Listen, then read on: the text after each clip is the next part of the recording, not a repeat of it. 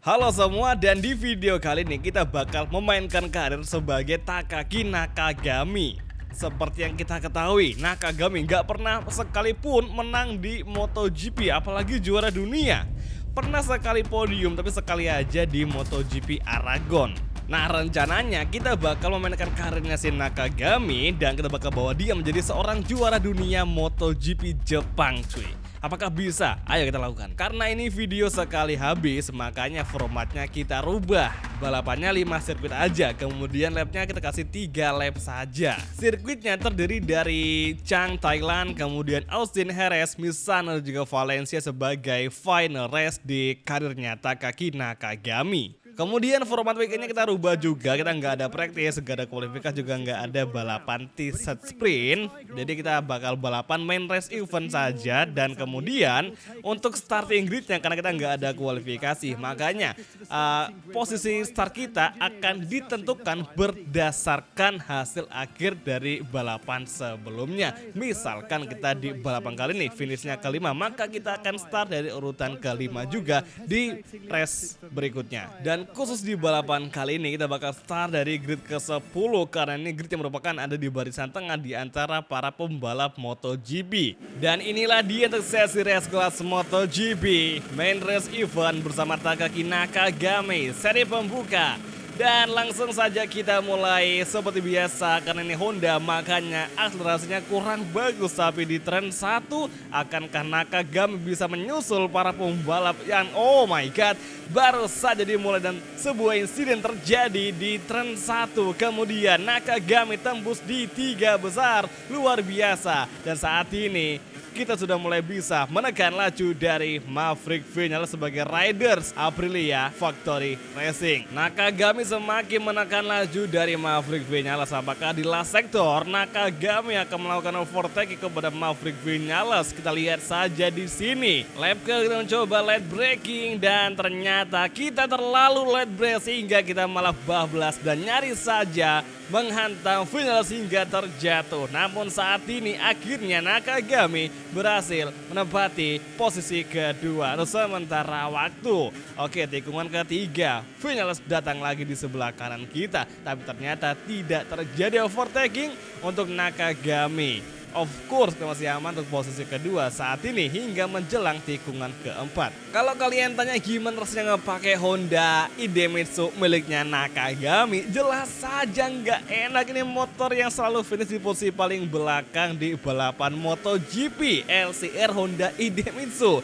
Ingat namanya. Dan sekarang Maverick Vinales masih di belakang kita, memberikan tekanan kepada Nakagami. Oke, tikungan ketiga, entry gunner. Oh, tampaknya Pecco Bagnaia terjatuh, yang mana secara tidak langsung Nakagami berada di posisi pertama di MotoGP Thailand seri pembuka. Dan Vinales langsung bersigap untuk menyerang kita, memperebutkan posisi pertama di sini di sisa balapan MotoGP Thailand.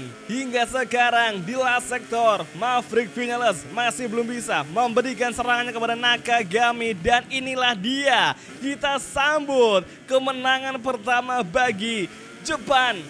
Dan akhirnya Nakagami mengambil kemenangan pertamanya di MotoGP Thailand. Akankah ini bisa bertahan?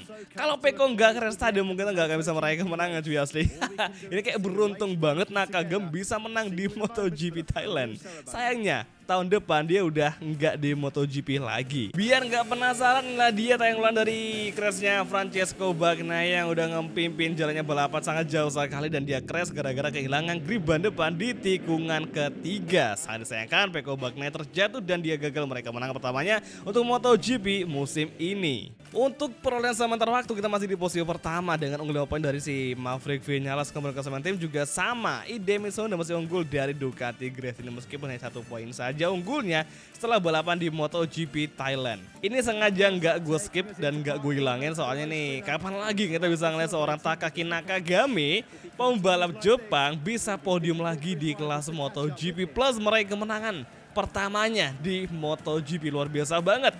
Kalau dia bisa jurdun di karir kita kali ini, pasti bakal seru sekali. Pokoknya kita usahakan Nakagami bisa jurdun apapun caranya cuy. Dan silakan nikmati podium kemenangan dari Takaki Nakagami. The enthusiasm of MotoGP fans is, as always, overwhelming. Today's result is made even more exciting by the size of the crowd for the 3 riders on the podium right now.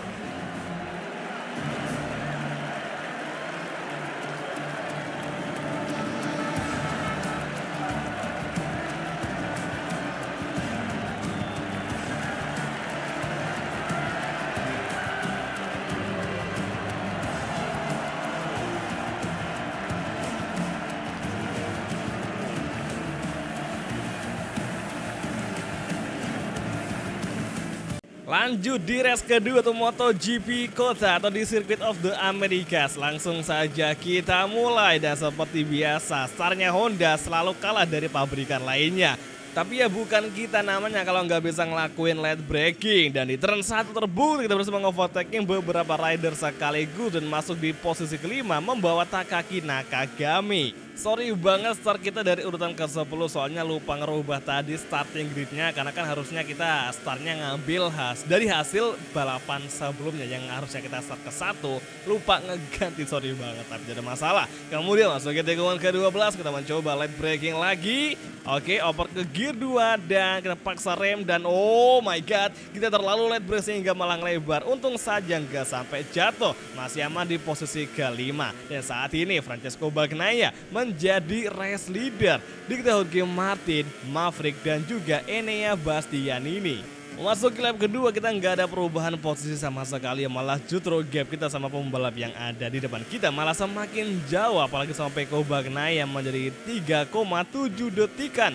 Sangat jauh sekali bahkan hingga saat ini. Dan Marc Marquez menjadi pembalap yang paling dekat sama kita sementara waktu berdasarkan selisih gapnya. Di sektor 2 lap ketiga kita mendapatkan serangan dari Marc Marquez, rider dari Ducati Gresini yang sekarang terus membayang-bayangi laju dari si Nakagami. Dan Marc Marquez datang di sebelah kiri, dia motong jalur, maksa banget, bahkan Frankie Morbido juga datang dari belakang kita. Oke, akankah Nakagami bisa mengembalikan posisi keempat semulanya? Dan sekarang dari outside line kita block pass Marc Marquez, Nakagami exit corner, radar device on, kemudian battle di top speed. Apakah Nakagami bisa mendefense serangan dari Marc Marquez di tikungan ke-12?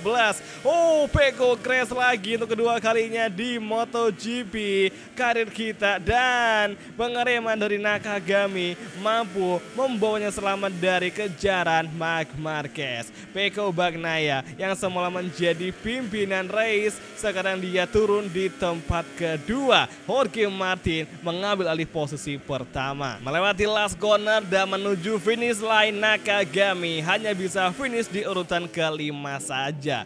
Bisa dibilang di race kali ini Honda sangat kalah dari performa pembalap-pembalap pengendara Ducati. Jorge Martin meraih kemenangan diikuti Pecco dan juga Vinales di posisi ketiga.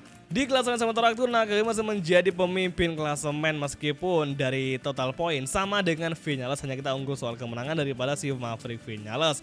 Setelah kemenangan kali ini Jorge Martin berhasil naik 6 tingkat, begitu pula dengan Pecco Bagnaia naik 3 tingkat dari posisi sebelumnya. Di klasemen tim kita terpaksa turun dan Ducati Lenovo menjadi tim paling unggul untuk sementara waktu. Dan jelas saja mereka 2 orang, kita 1 orang saja. Dan sekarang Honda IDM CR turun di posisi keempat cuy. Ronde ketiga balapan di MotoGP Jerez dan kini pole position Jorge Martin. Sementara itu Nakagami akan start dari urutan kelima berdasarkan hasil balapan sebelumnya. Kemudian Enea Bastianini akan start dari urutan kedua. Hari ini cuaca masih panas dan cukup terik, semoga saja Nakagami bisa fight di barisan depan. Dan inilah dia untuk ronde ketiga MotoGP Jerez dan Nakagami Gadir. It's on the way menuju turn 1, hati-hati. Dan jelas saja rombongan pembalap langsung mengovertaking Nakagami karena memang Honda kalah start cuy. Menuju tikungan kedua kita mencoba kembali late braking dan kita mencoba untuk menyusul Acosta namun masih belum bisa karena jaraknya terlalu jauh sehingga kita nggak bisa ngelakuin overtaking maupun aksi block pass. Oke, tikungan ketiga, 4, exit corner dan kini Jorge Martin mengambil alih posisi race leader diikuti Enea dan juga Acosta. Sementara itu Francesco Bagnaia tepat di belakang kita. Kita tinggal dengan 0,3 sementara waktu. Tikungan ke-6 kita mencoba late braking dan nyaris saja Acosta kita tabrak.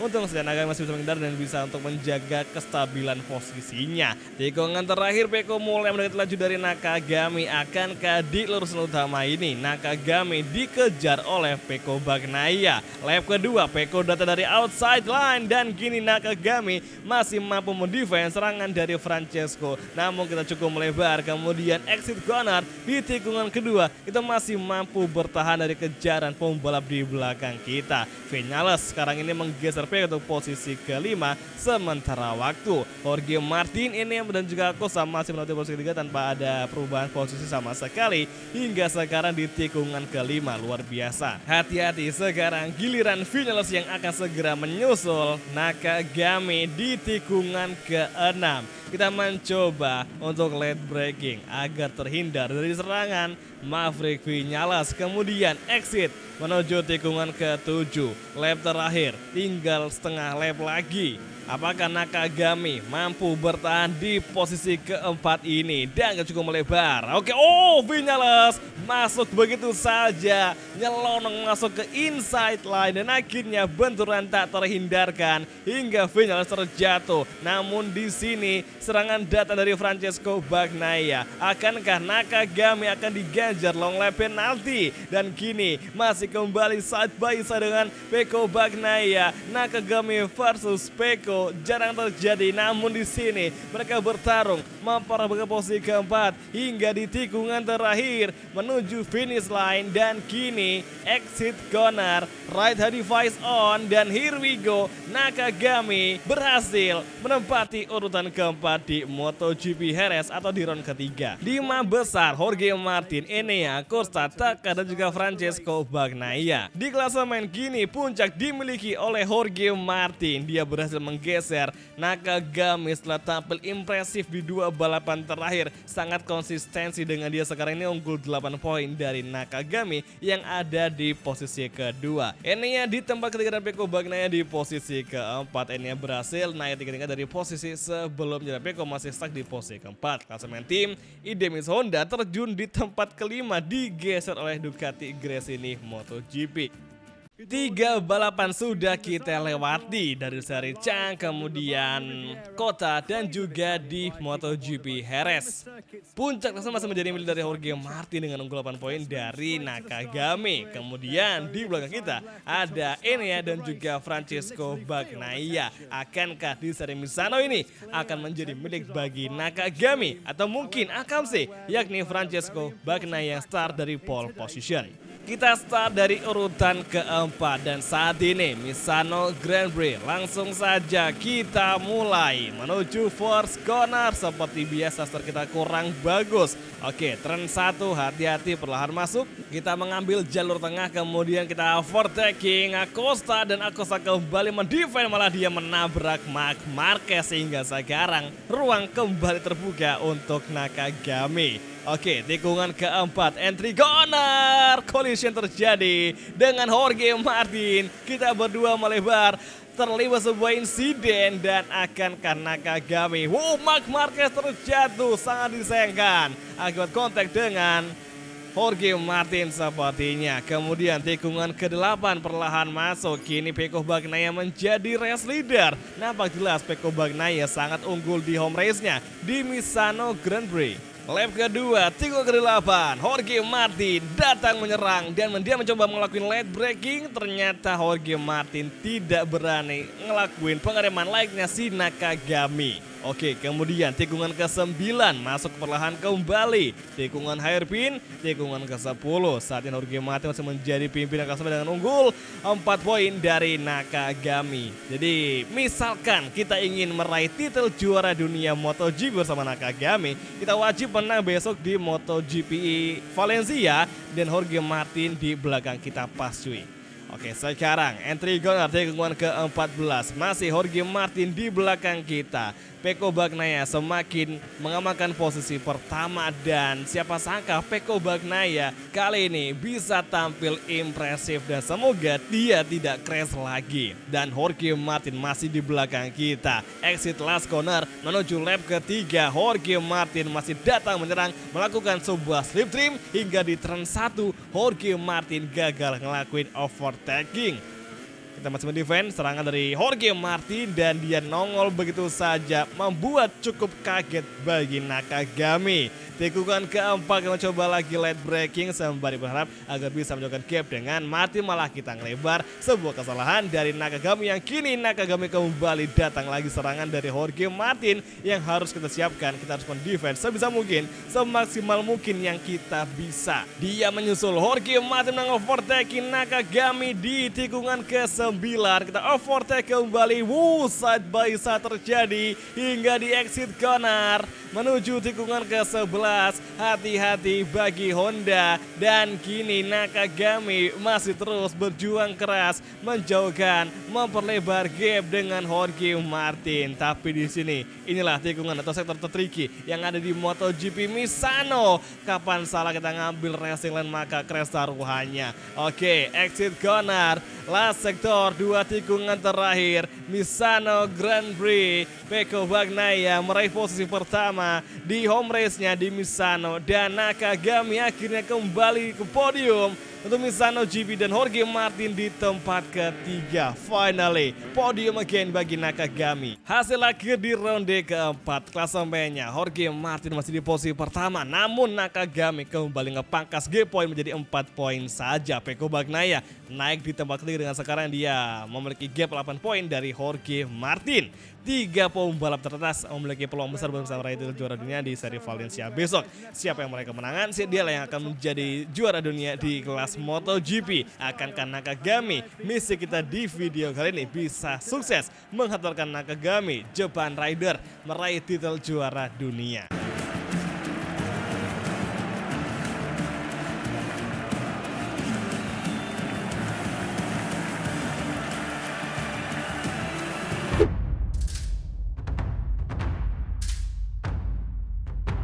Dan inilah dia race terakhir kita di MotoGP karir Nakagami. Satu race tersisa buat kita berjuang meraih titel juara dunia. Let's go guys. Oke, force corner. Kita mencoba late braking dan di turn 1 kita agak melebar namun tidak sampai keluar lintasan. Cukup bagus. Tikungan kedua dan lagi-lagi yellow flag berkibar. What happened di belakang? Semoga tidak sampai terjadi sebuah red flag. Tikungan ketiga, Pecco Bagnaia langsung akhir di posisi pertama. Nampak jelas Pecco Bagnaia juga menargetkan menjadi sang jawara dunia MotoGP. Oh, kita ambilin side line kemudian di exit corner. Side by side dengan Pecco Bagnaia dan di tikungan ke-6 Angel Nieto corner. Pecco Bagnaia datang begitu saja sehingga dia membuat sebuah kesalahan. Kita nggak ngelihat tadi Pecco datang masuk. Dan akhirnya sebuah insiden terjadi. Langsung saja Nakagami akan segera diganjar long lap penalti sepertinya. Oke guys, entry corner. Kita mencoba LLP di sini. Nice. Late drag sekali dan akhirnya oke, nice, bagus banget. Keluar tikungan dan kita berhasil masuk di tempat ke-10. Oke, sekarang Martin tepat di belakang kita. Hanya saja kalau kita pengen jadi juara dunia kita wajib unggul 5 poin dari Jorge Martin. Caranya kita harus finish sejauh mungkin dari Jorge Martin yang saat ini di tempat ke-11. Paling enggak kita harus finish di tempat ke-6 atau mungkin tempat ke-5 cuy. Langsung saja kita maksimalkan. Lap kedua masuki menuju Force Corner. Kita akan mencoba late braking di sini dan nyaris saja tabrakan lagi dan kita terpaksa melebar sehingga kita menghindari kontak dengan para pembalap yang ada di belakang tadi. Sekarang si Acosta, Fabio Quartararo di belakang kita. Namun kita diperingatkan untuk turun satu posisi karena kurang bagus cara overtakingnya. Nggak apa, langsung kita overtake kembali Acosta dari inside line dan kini Nakagami kembali di tempat ke-8. Akankah sekarang gap point kita mampu mengungguli Jorge Martin yang di posisi ke-11? Sepertinya belum cuy. Oke, exit corner menuju tikungan ke-7 dan sekarang kita masih ketinggalan 1 poin dari Jorge Martin yang berarti kita wajib finish di urutan ke-7 atau kalau bisa lebih baik lagi agar lebih aman di puncak klasemen. Namun yang jadi pertanyaannya apakah bisa kita lakukan hal tersebut? Kita coba saja. Oke, balapan masih ada 1,5 lap lagi dan kita overtaking Alexis Spargaro masih belum bisa. Tikungan chicane, last sector. Kita overtaking Spargaro dan langsung saja menuju high speed corner di atas bukit menuju tikungan terakhir. Entry corner perlahan dan sekarang Nakagami masuk di tempat ke-7. Ini beruntungnya jarak antara pembalap yang ada di kita tuh cukup rapat dan gak terlalu jauh, makanya kita udah ngelakuin overtaking pun kayaknya masih bisa tuh beberapa posisi lagi. Oke, turn 1 Miguel kita block pas di Force Corner dan kini Brad menuju kita overtaking dan akhirnya Nakagami masuk di tempat ke-5 sehingga sekarang kita unggul 1 poin dari Jorge Martin. Luar biasa. Luar biasa, akhirnya sekarang kita berpeluang besar merebut titel juara dunia MotoGP. Vinales kita overtaking dengan sangat mudahnya di tikungan ke-4. Di tikungan ke-5 masih mencoba terus overtaking dan kini Nakagami berhasil mengalahkan Maverick Vinales. Oke guys, ini kalau bisa biar lebih spesial lagi kita akan mengambil podium dari Fabio Di Giannantonio. Tumben banget ini Nakagami kok bisa sebagus ini di MotoGP Valencia, kayak ada yang aneh gitu kan. Oke, kita agak melebar keluar dari racing line, tapi tenang saja kembali ke racing line. Sektor 3 menuju tikungan ke-10.